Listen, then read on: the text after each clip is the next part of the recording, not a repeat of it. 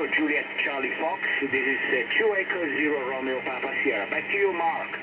Yeah, 2E0RPS M0 JCF returning. Well, Rod, it's very nice of you to pick up on that photograph on the ham radio operators Facebook group. Yeah, I do that quite often. I'll post up a photograph showing the frequency, etc.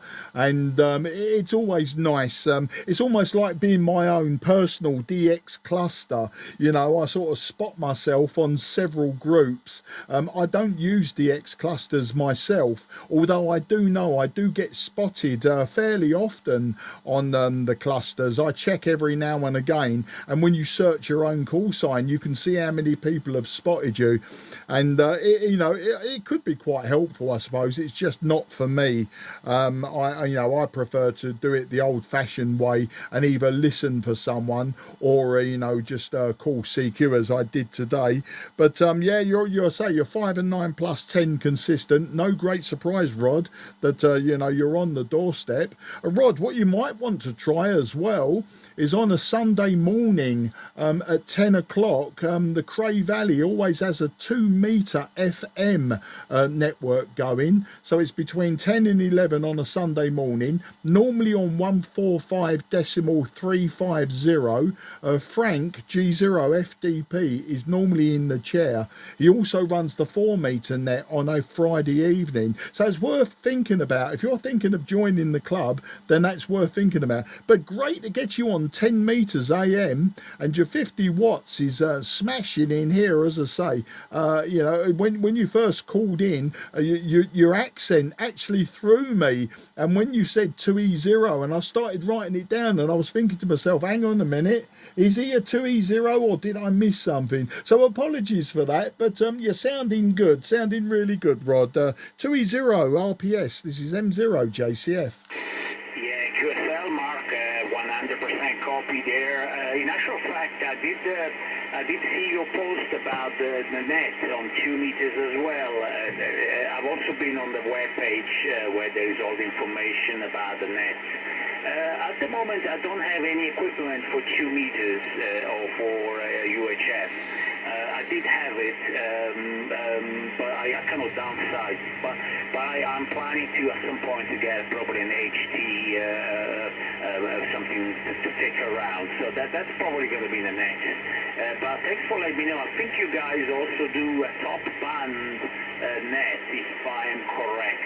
But again, I got all this information on the ham radio operators from you. I did actually reply to one of your posts already in the past few days. So yeah, it does work. It does work, and especially when it's operating in unusual modes like AM. It's not something obviously that we do every day, but I kind of like this kind of experiment. So as I say, I will definitely join you guys at some point early summer, and I'll take it from there. And I'm from here. From where I am to Eltham, it's literally just a bus ride. It's probably 10-15 minutes. So not too bad at all. And by the way, the FT-ONE is a lovely rig. I'm looking at it at the moment. It's a very nice rig. Absolutely lovely rig. Yeah, look at that. It's just beautiful. And yeah, so it's nice to have this kind of conversation, Mark. No problem at all. So I'll pass it back to you. Mike 0 Juliet Charlie Foxtrot 2 Echo 0 Romeo Papa Sierra. Over to you, Mark. Yeah, 2E0RPS M0 JCF. Well, it's an absolute pleasure to speak to you today, Rod. And I'm just doing, if you follow in my posts, you know that I quite often do videos as well. So what I did is, I didn't catch you calling me, but I did start the video up. So what I'll do is I'll post it on the on that particular Facebook group, the ham radio operators group, and you can can find it and tag yourself or whatever, and then you can see how you sound. I mean, you're sounding absolutely fantastic on this radio. I mean, I know it's subjective, you know, different radios sound different. This one's got a few little like little problems, which, you know, given its age, you know, it's 40 years more than 40 years old. It's not surprising, you know, that it's got little problems, but the fact that we got to keep all this old hardware working, you know, is the thing. You know, I have got modern radios, but I do love my old rubbish that no one else wants. You know, they're relatively easy to use. Everything's right in front of you. I mean, I've got an IC 7300 and it is an absolutely fantastic radio, but you know, it's 21st century radio, and it's quite a recent you know, in terms of, you know, older radios, 21st century, you know, it's quite a recent one, and the technology is astounding that they've crammed into such a small box. I mean, I like all of the controls in front of me, though. I do like everything straight there where you can touch it. But the good thing about the IC 7300 and the one that I had before that, which was the TS590S, you know, they've got menus, but generally when you've set those menus, you don't have to dive into them too much. I used to be terrified of that, you know, these menus, etc. And when I bought one, I bought it last summer, just, you know, just to see what it was all about, and you know, I fell in love with it. Now, I'm a big Kenwood man. I've got lots of old Kenwoods, but the TS590 just had to go. You know, as much as I love the radio, it was money just sitting there not doing anything, and it's money that, you know, I can spend on several older radios, you know, some old radios that need a lot of work. And so that's what I tend to do. Yeah, as I say, the IC 7300, fantastic radio, and I won't be getting rid of that for some time to come. But you know, these radios, these old ones, they're brilliant. I mean, they're not so easy to store. I'll give you that. You know, they are monsters. Sitting right next to this one, I'll swing the video around. You can see it in the video. I've got a TS520S, which I use quite often. It doesn't have AM though, so it was no good for today's shenanigans. And likewise, I've got two other TS520 SEs and a couple of Swan transceivers, valve Swans, and a couple of Summer Camp transceivers that are, you know, that are all valve, and you can see they're huge monsters of things, and that's what puts a lot of people off. You know, they just don't have the space, you know. It's just, you know, you can see that, you know, you need some dedicated big space for these. Anyway, I've rambled on long enough to get this rig nice and hot, but we're still sitting at around 60 watts, so it's holding up well. 2E0RPS M0 JCF. Yeah, M0 JCF, 2E0RPS returning. Absolutely true, Mark. The Icon 7300, which is the rig I'm using at the moment, it's a lovely, nice rig, good size. You can have it as you know, you can have it at home, and you can take it away. I mean, take it as a portable as well. But you're right. Yeah, I remember when I first got this last year. I was fiddling with the menu, obviously, but once I got it set up for, obviously, SSB, I mean, voice and digital. Okay, with the digital, it took me a little bit of time to get it sorted, but there's plenty of information out there. Once I got it set up, I didn't have to come back. The only thing I do now is I work on the filters lightly, depending on the station, depending on the noise. You know, you got the three filters, obviously. You can fiddle a little bit with the noise reduction.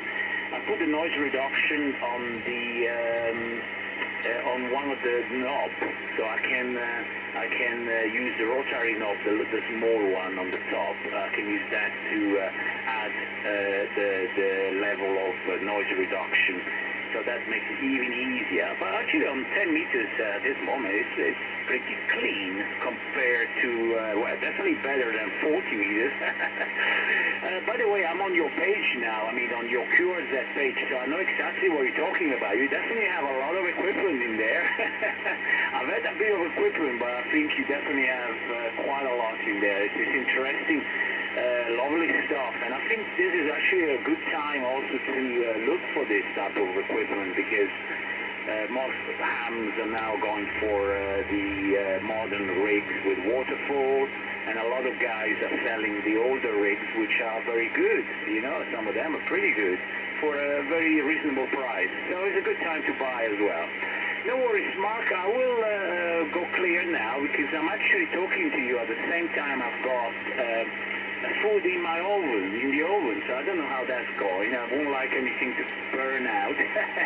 But I'm sure we'll catch up again soon, and I will keep this frequency on, so I will monitor it later on and see what's going on.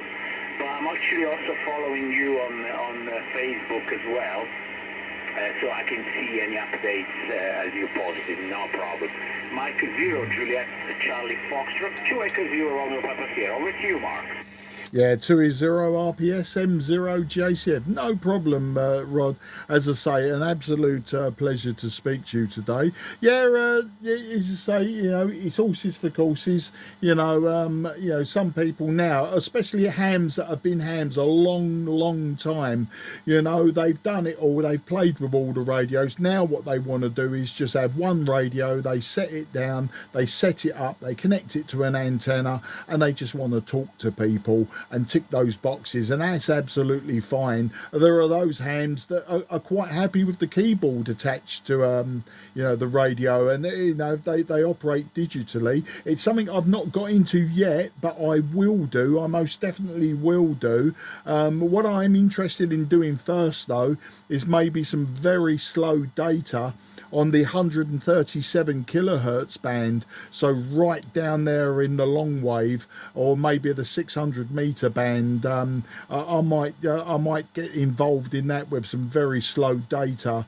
I quite like the idea is with data of using JS8 or the, you know, one of the PSKs, something where you're typing a message backwards and forwards. I'm not into FT8, FT4, you know, where it's just almost like a two-way beacon. You know, you're exchanging information, etc. You know, that's not for me. For me, I'd like to be able to, you know, type a message, ask a question, get an answer. Now, the QSOs don't have to be long and they don't have to be overly detailed, but I would like to swap more than, you know, just the signal report and the locator. You know, sometimes, you know, that's all you can do, but I would like to ask a bit more information, you know, the type of radio, the antenna, power, that sort of thing. You know, FT8 does all of that for you to an extent, but you know, I'd like to carry on that conversation a bit further, a bit like the old CW operators and the RTTY operators. You know,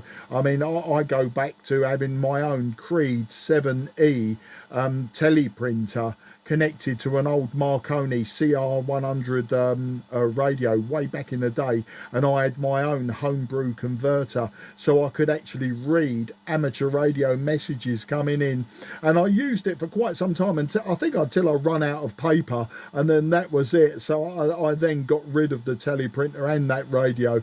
But a story for another day. Rod, please do look up the club, Cray Valley Radio Society. They're in Eltham in South East London. They will be very pleased to see you, very pleased to have you join, and they do some really good lectures every other Thursday. You know, their lectures, they do bring and buy sales, they do silent key sales, and they do club construction projects as well. So more than just sitting there talking to all us old duffers, you know, there's a lot more to do. So take care, have a great afternoon. As I say, the call I had just before you was Yuri near Moscow.